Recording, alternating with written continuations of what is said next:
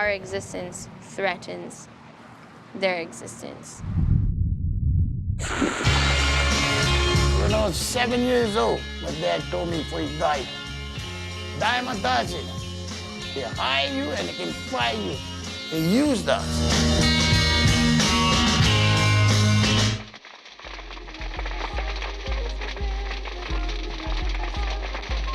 Hey everyone, this is Dave.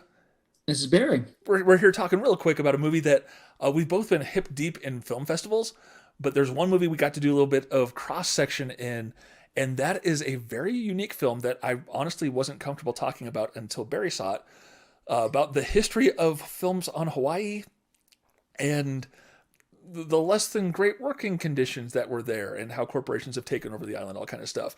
About a young man's journey to find his family's history.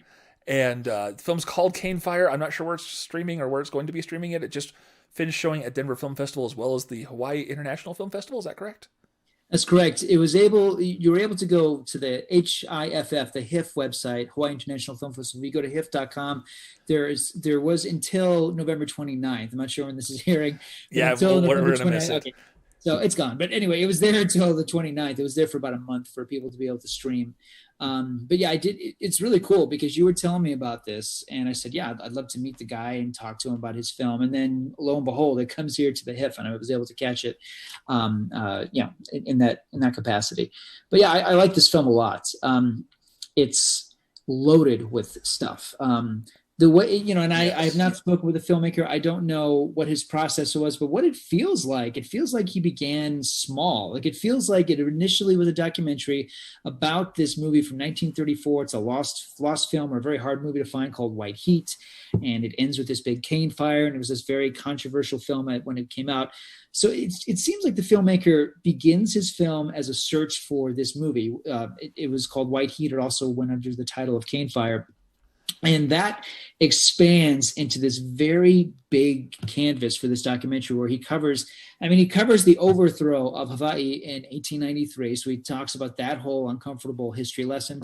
He speaks about the Big Five, not only how the Big Five overthrew the Hawaiian kingdom, but also how the Big Five ruled the islands with the sugar mills and pineapple mills.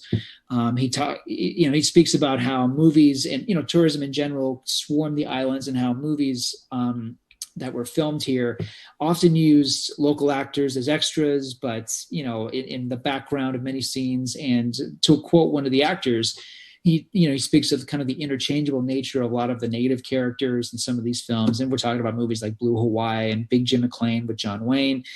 So it's fascinating because the film does show these clips. It does make the point. And, for me, I lived in Colorado for many years, but I grew up on Maui, and I'm back on Maui right now. This is something I talk about in my film classes a lot because it's a very painful part of history. It's a fascinating part of film history as well. There's a movie that's referenced in Cane Fire. It's called Diamond Head. It stars Charlton Heston, and there's a scene in it that it's not referenced in the documentary Cane Fire, but it really sums up the point that Cane Fire is making. There's a scene in the movie Diamond Head, this film. I believe it came out in the late 60s, I think. And there's a scene of a Hawaiian luau. And if you look really closely, few of the Hawaiian locals in that scene are actually Hawaiian. And it gets worse. There is a Hawaiian grandma, a tutu, who actually blesses the ceremony. And it's obvious not only is she not Hawaiian, but she's trying to hide her British accent. And this is not like out of the ordinary. I mean, so like in the cases where you do have local actors in these movies, in most cases, they're asked to do these like really stereotypical things. It's a problem.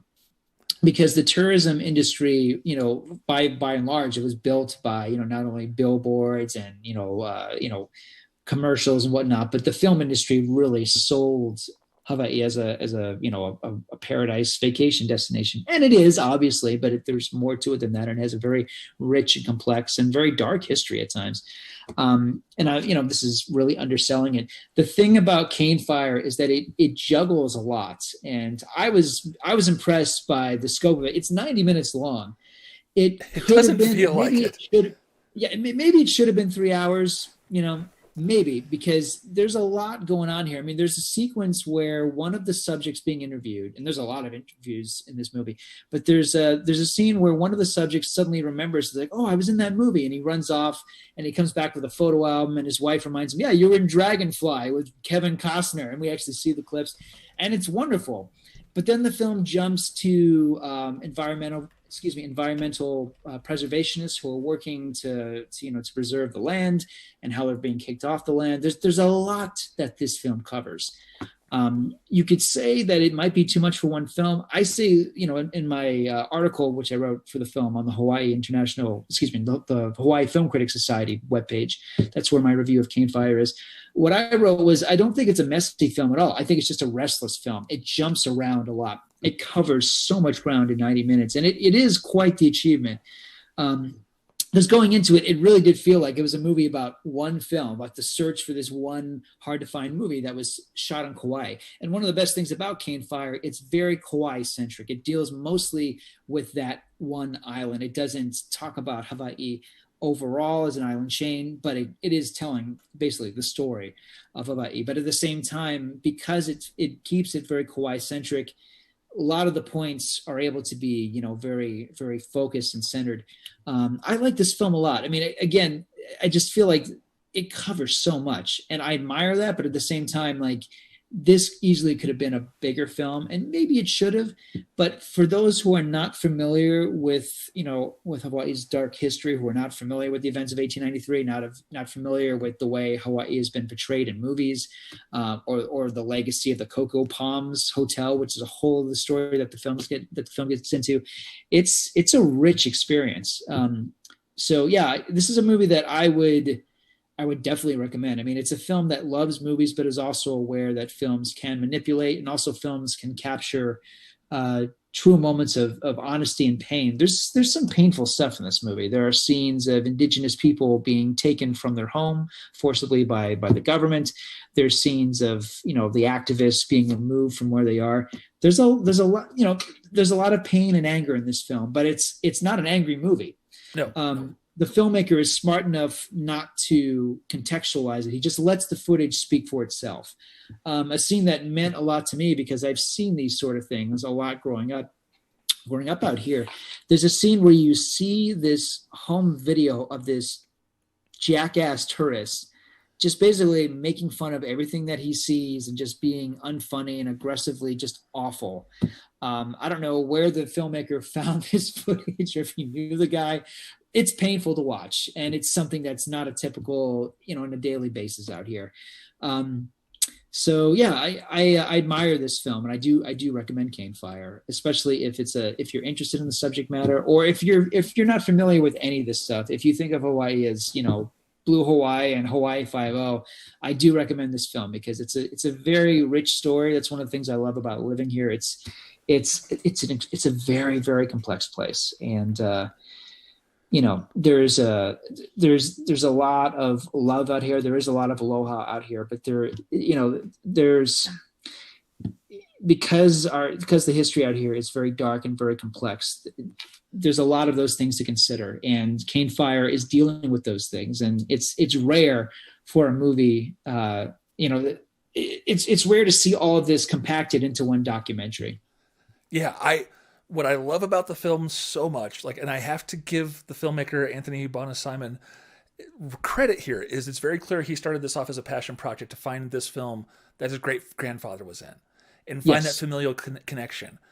And in the midst of that, he stumbles across this really dark history, and it'd be very easy to just kind of run with the movies made on Hawaii aspect of it, but to allow the project to take he essentially followed the film where the information went. And I really appreciated that, because it felt organic. Yes, there's a lot in here. I could totally see how it could be a 3-hour long movie. Absolutely, for sure. I could see how it kind of jumbles and jumps around. But I think it's just very much the information he comes across, and he's like, I have to tell this story. He has kind of this tangential, relation, and has family on Kauai. And it just... it takes on this personal, it takes what's already a very personal story and makes it even that much more personal. and I was really struck by it. It was the first film I saw for Denver Film Festival this year, and I was like, yeah, I hit you up immediately. Like, if you haven't seen this movie, you need to see it right away. But I'm hesitant to talk about it because it doesn't hold back talking about the Big Five. It doesn't hold back talking about how people are treated even now, how hard it is to find a place to live, and I'm sure that applies far reaching beyond Kauai. And I was just like, I don't want to approach this movie and even talk about it until you see it, so you could kind of speak to the veracity of what's being talked about and if it's even something appropriate to talk about. I mean, after watching this film, you can't help but like feel that open wound that's still there. And even though you've got that weird cheesy realtor guy who's like, I'm helping people come here and I'm from Hawaii, and it's just kind of like I understood it, but at the same time, it's like you can't be there and not see this plight of the indigenous people who can't afford to live in their own ancestral homes. And so that's why we're not talking about this until several weeks later after you've seen it and you've published your stuff. So I guess from your wrong thing. Crud. Oh well. I assume then from your description that this is pretty much on base and kind of is this festering thing very barely under the surface. Yeah, this is something that's I don't know that I go more than a couple of days without discussing this. It's very the topics that are in this movie are very immediate. I mean, the film definitely connects with something I believe. I mean, to live here, I think you need compassion and understanding. This is it's a vacation getaway for tourists, but it's also a real place with a very, very troubling history, and that troubling history begins with the overthrow. Yeah, I like this film so much because it's speaking about these topics, and it's refreshing, if anything, to see it compacted into one film. So I do recommend that people see it, and it was made with great care and skill. It's a very well done documentary, and he clearly had to clear the rights of some very expensive films in order to show the clips. And some of these clips are ridiculous. Some of them are quite sublime and interesting. And it does show, the interesting dichotomy of like how movies can both, movies can show a culture, but, unfortunately with Hawaii in general, when you see it in a movie, it does tend to be a lot of pageantry. It does tend to be exploiting beauty and exploiting the locals without actually, bothering to follow who they are. There's too many movies out here that are, from the perspective of a Caucasian outsider, frankly. I like The Descendants, but there's too many movies like The Descendants. You don't have enough movies that offer a local perspective. And certainly living here, I love and adore and support all the locally made independent films, because there's been so many amazing ones over the last few years. And this year in the Hawaii International Film Festival, there have been so many movies that deal with the issue of homelessness right now. I mean, it was an issue prior to COVID-19. It's gotten so much worse over the years. So I appreciate that Cane Fire addresses it. There were a couple of dramatic films that I had the chance to see this year, like Water Like Fire and Waikiki. Really powerhouse films made by real art, just full of just artistic richness and innovative filmmaking. There's been so many, there's just such a wealth of great independent filmmakers right now. And I appreciate that Bauna-Simon is among those, a filmmaker who has true craft, true skill. And he's, telling not only his story, but the story of many with his movie.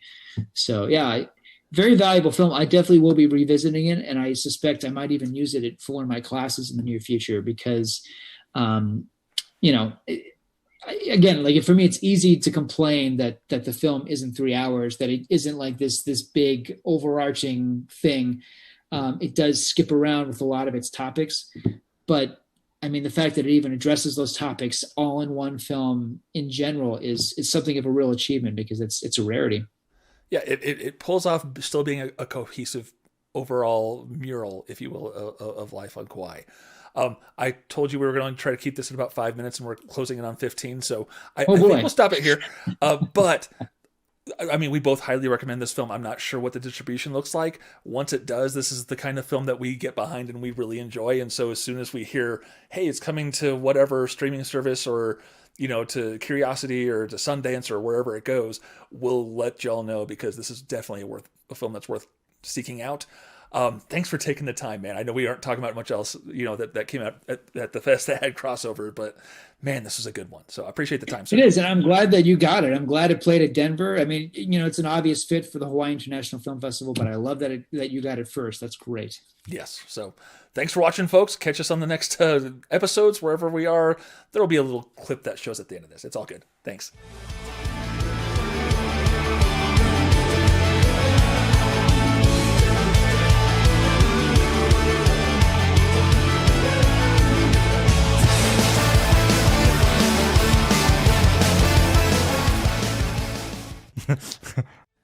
Hey, thanks for watching this review. If you want to see more content from us, you can go to ScreenGeeks.com for old audio episodes, or hit Facebook.com/ScreenGeeks or YouTube.ScreenGeeks.com for more video content. You can also email us at podcast, Barry, or Dave, all at ScreenGeeks.com. Thanks for watching. We'll catch you in the next one.